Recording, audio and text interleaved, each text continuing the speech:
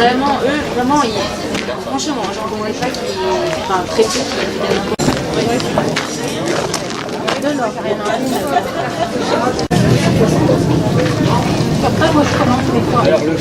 Donc aujourd'hui, le samedi 30 septembre, nous avons la grande joie d'accueillir la fête du parc naturel des Préalpes d'Azur à Vence. En fait, nous sommes accueillis par la ville de Vence pour organiser cette fête annuelle qui se déroule chaque année dans une des communes du territoire, parmi nos 45 communes.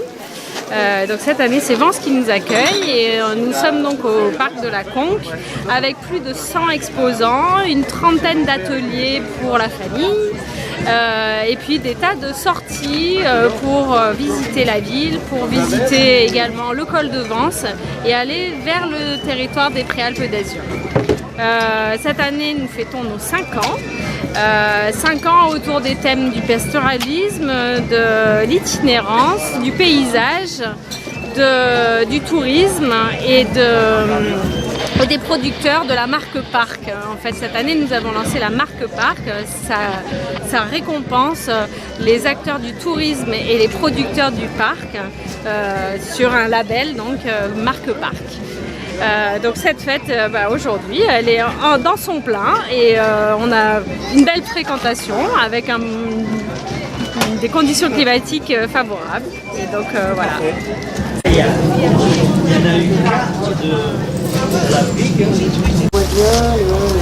Ça va hein. Et puis je peux vous aider un peu. Ouais. Qu'est-ce que c'est que cet engin? Une machine à voyager dans le temps et à retrouver des trésors. Ah, quand est-ce qu'on part? On part premier départ à 10h30. Ah. Il y a des départs jusqu'à 15h, heureusement.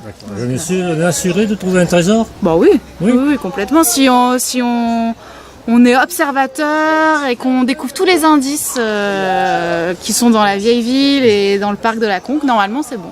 Bon. Voilà. On va voir ça. Merci beaucoup. Merci. Merci.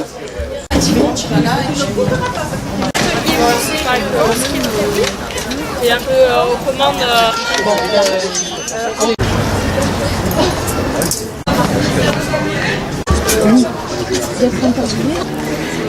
Bonjour Vence Info, je suis contente de vous retrouver. On s'était rencontrés à la Bastide des Violettes il y a quelques petits mois en arrière et donc par rapport à l'activité du projet d'éco-centre, les infos, on avait présenté un dossier de candidature à la CASA pour le site de la papeterie. Notre candidature n'a pas été retenue, mais le projet d'éco-centre perdure puisque là on est en train de chercher un site sur le parc naturel régional puisqu'on a eu une subvention qui nous a permis de financer toute une étude.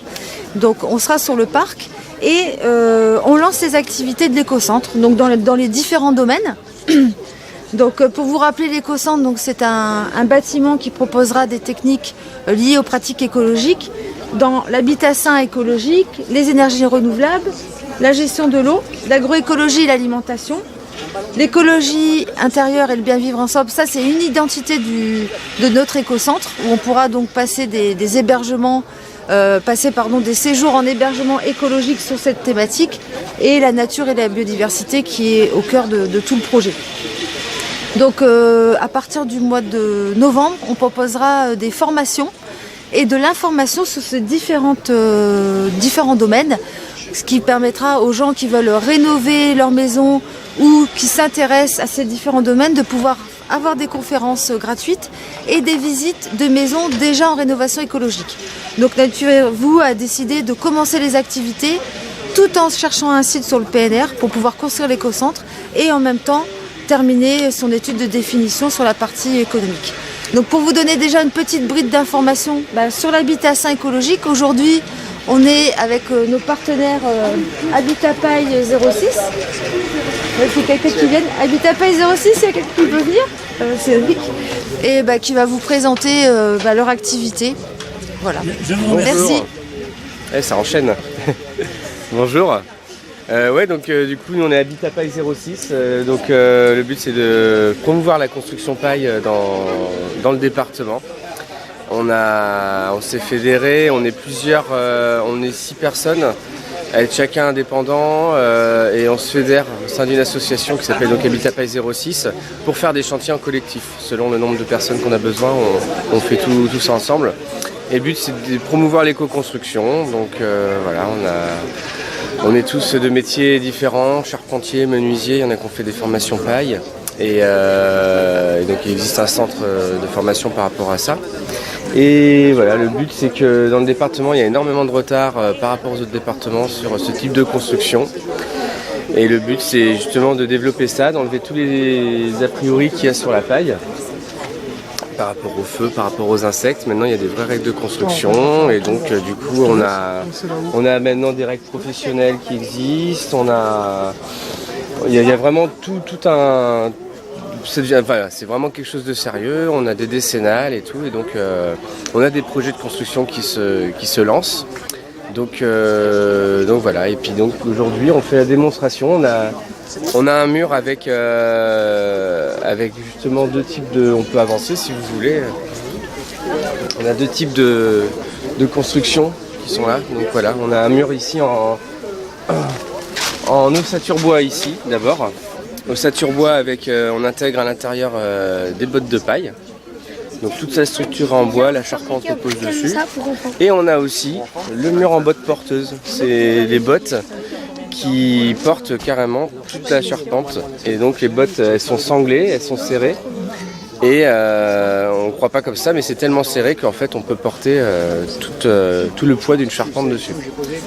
Et du coup on fait un enduit par-dessus ça, un enduit en argile à l'intérieur et un enduit à la chaux à l'extérieur. Donc voilà, après il y a différentes techniques et il y a différents... on va faire un enduit avec un enduit d'accroche et après un enduit de finition dessus. Et du coup voilà, on a un produit fini qui est là. Il n'y a pas encore d'exemple dans la région. Il y en a qui ont fait des maisons paille dans la région, il y en a 5 ou 6 je crois, mais ils n'ont pas trop, ils ont fait pour eux comme ça. Nous le but c'est vraiment de faire quelque chose d'officiel. Donc on a nos premiers chantiers qui arrivent et là on fera des démonstrations, on fera des portes ouvertes pour justement montrer concrètement comment c'est une maison en paille. Mais il y a tellement de retard dans la région, il y a beaucoup, comme on dit, il y a tout à faire. Parce que dans les autres départements, il y a déjà des dizaines de maisons paille qui sont faites. Je vois dans l'ouest de la France, il y a énormément de maisons paille, il y a aussi des entreprises. Et du coup, voilà, nous, le but, c'est ça, c'est qu'on a ressenti aussi qu'il y avait une attente au niveau des gens. Il y a des gens qui sont informés déjà sur la construction paille et qui n'avaient pas les professionnels.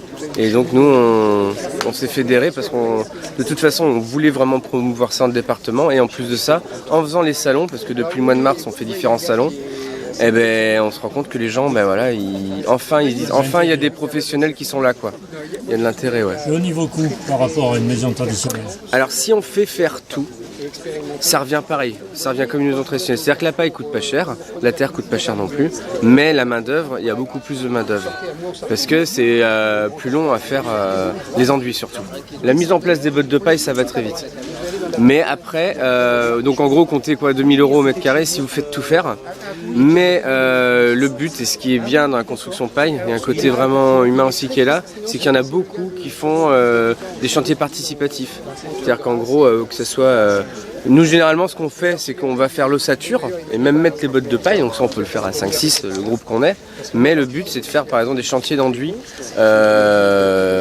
collectifs, quoi. Donc il y a une plateforme sur Internet qui existe, où du coup, sur toute la France, il y a des gens qui sont informés des différents chantiers.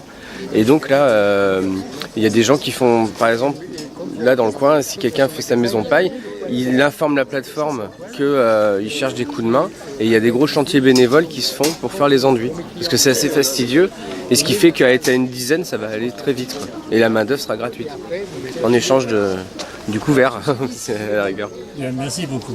Pas de problème.